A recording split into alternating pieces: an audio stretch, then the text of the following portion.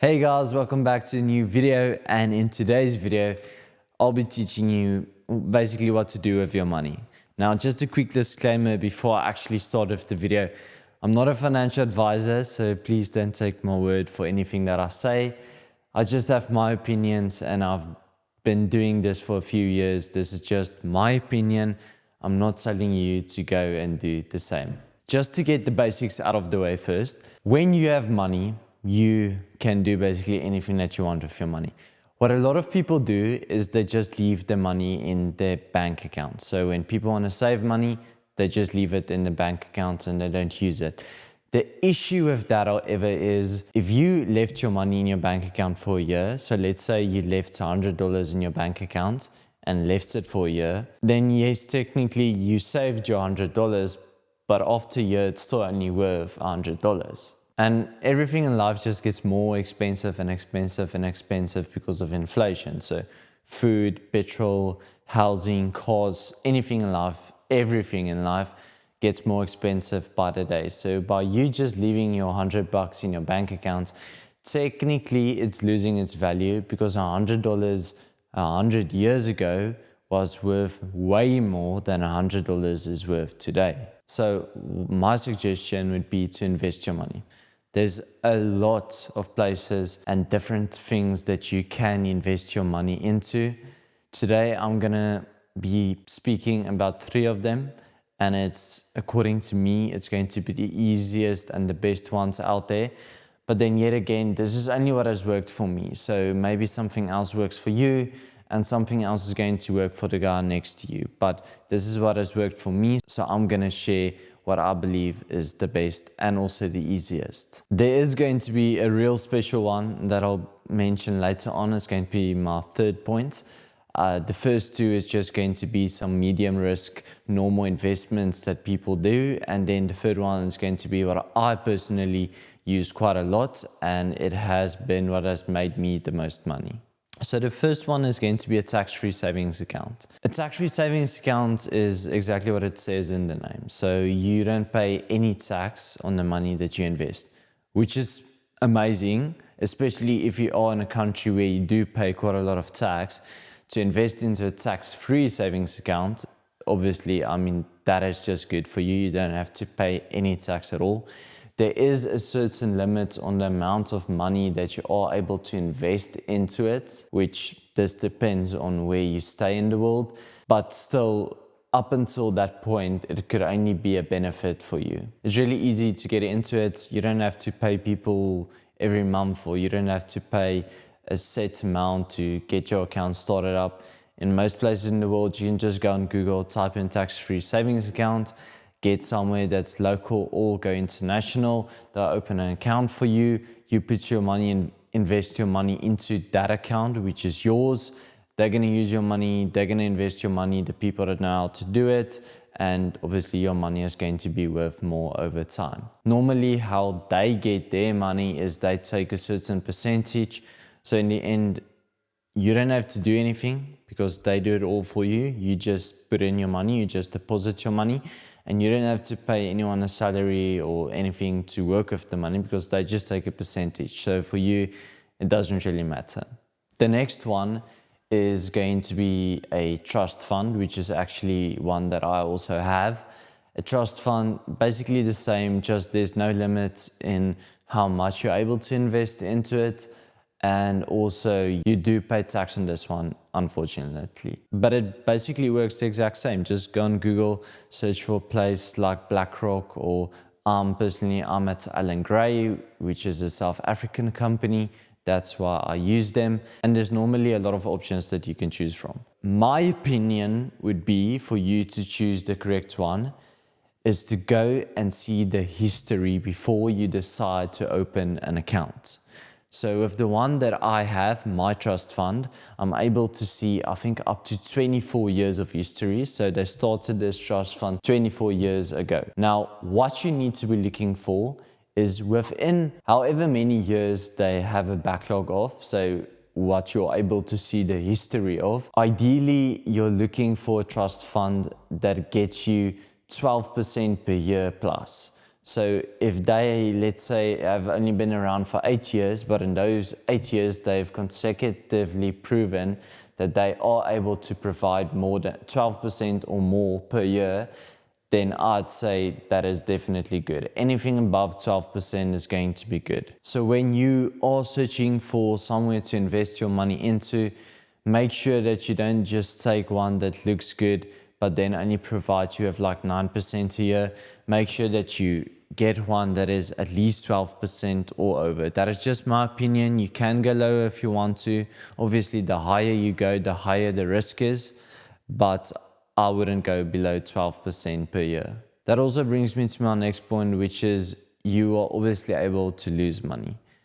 With anything in life, you do have the risk to it. So there has been, I think, 2 years in the 16 years of my trust fund, there has been 2 or 3 years where I've actually lost money instead of gained money. So not even just broke even, I actually lost money. So if I put in $100 today, then next year this time I had like a $90 or $80. And it does happen, but you need to understand that investing your money is not for you to become rich within a year.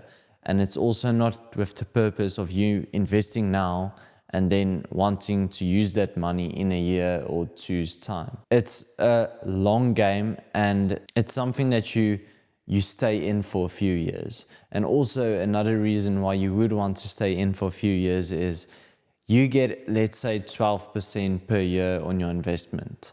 So if you put in $100 today, next year this time you're going to have $112.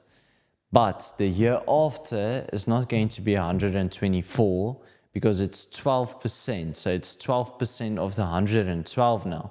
So the longer you leave your money in, the more you're going to get out of it. If you take 12% per year, if you get 12% per year out of whatever you're investing into, after 5 years, you've doubled your account. So after 5 years, you've gotten 100% out of it.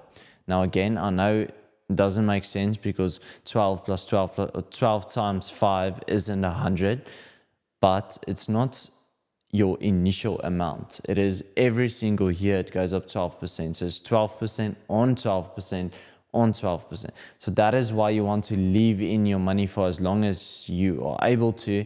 And that's also why this is long term. You're not getting a salary, but you're getting a set percentage on whatever you're investing. And then the last one, this one I'm really excited for, and I'm going to go on my laptop for this one. It is going to be Bitcoin. So Bitcoin has been around for quite some time now. Bitcoin has been around for really, I'm not actually exactly sure how many years it's been, but Bitcoin has been around. And the reason that I am including Bitcoin is I've been investing into Bitcoin now. I'm actually trading Bitcoin, so I'm putting in money, taking out money, putting in money, taking out money. But for anyone out there, you don't have to do it. All you can do is just buy Bitcoin. So as mentioned, your normal trust fund, which I would consider as quite good, gets you about 12% per year. So if you invest $100, wait a year, you're going to have $112. Now, Bitcoin, on the other hand, this is where it gets really interesting. The last 7 days, and this is just a chart that I found on the internet, and these prices are correct at time of filming.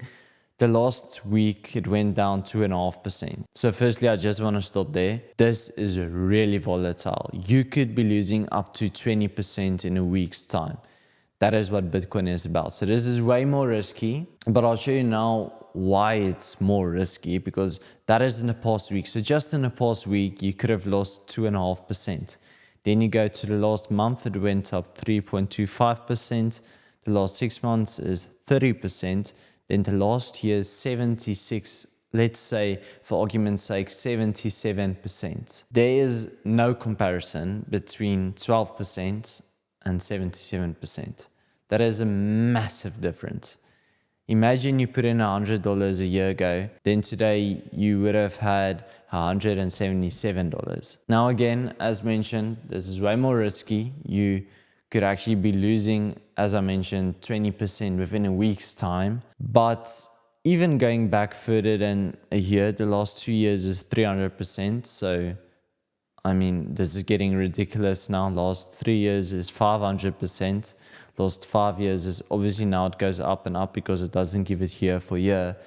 But just looking at the last year, 76%, there is basically nothing that's able to outgrow Bitcoin. So yes, although Bitcoin is really volatile, in the end, if you're just able to mentally forget about the dips and just push through and just remember that this is a long-term plan, then something like Bitcoin is going to be the best option that you have. What I always tell people that ask me about Bitcoin is, whenever Bitcoin falls and I lose like 10% in 2 days time, all I do is I buy even more Bitcoin because I know Bitcoin is going to go up.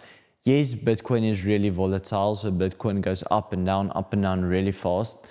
But Bitcoin is really stable because Bitcoin has been around for years and Bitcoin is becoming more normalized every single day. A few weeks ago, Trump actually signed some sort of crypto file that has to do with incorporating crypto. Bitcoin is cryptocurrency, incorporating crypto more into everyday life. In places like Dubai and Singapore, you are actually able to buy some stuff from grocery stores using Bitcoin. I have a credit card on my phone. It's called Red Dot Pay, which is what I use to pay with Bitcoin. So wherever you go in life, I don't have to pay with my bank accounts anymore. If I have Bitcoin, I just use my Bitcoin. Now, the massive benefit about being able to use Bitcoin to pay is there's no tax. So on top of Bitcoin getting you 76% per year or 77% in the past year, you don't pay any tax because you never have to take out your money. If you have a tax-free savings account, obviously you don't pay tax because you invest your money and then you can take your money out and you don't pay tax on it. But you have your limit and you aren't getting out 77% per year. The reason that you do pay tax in something like a trust fund is as soon as you take the money out, the money that you made on top of it, they tax you on that. So they don't tax you on what you initially put in, but they do tax you on whatever it grew to. But with Bitcoin, because I'm directly paying with Bitcoin with this card on my phone, or in some cases you can just directly pay with Bitcoin, I'm not paying any tax because I'm never taking out my Bitcoin. I'm just transferring the Bitcoin, but I never took it out. So Bitcoin has a lot of benefits, and I promise you guys, in 5 years' time, you'll be looking back at this video and Bitcoin is going to be normal. People will be going to any grocery store and just buying food with Bitcoin, buying a house with Bitcoin, buying cars with Bitcoin, as they're already doing in some places like Dubai, for example. So my number one suggestion would just at least be to look into Bitcoin, even if you don't want to actually buy Bitcoin, even if it's too risky for you or you don't trust it. Just take the time, go and do your research and just try and see what Bitcoin is really about, because most people don't even know what Bitcoin is. I hope this video helped you guys. I hope you have a little bit more insight about what investing is and how it could benefit you. And if you have any questions about anything in this video, just ask them down below in the comments, and I'll see you guys in the next one.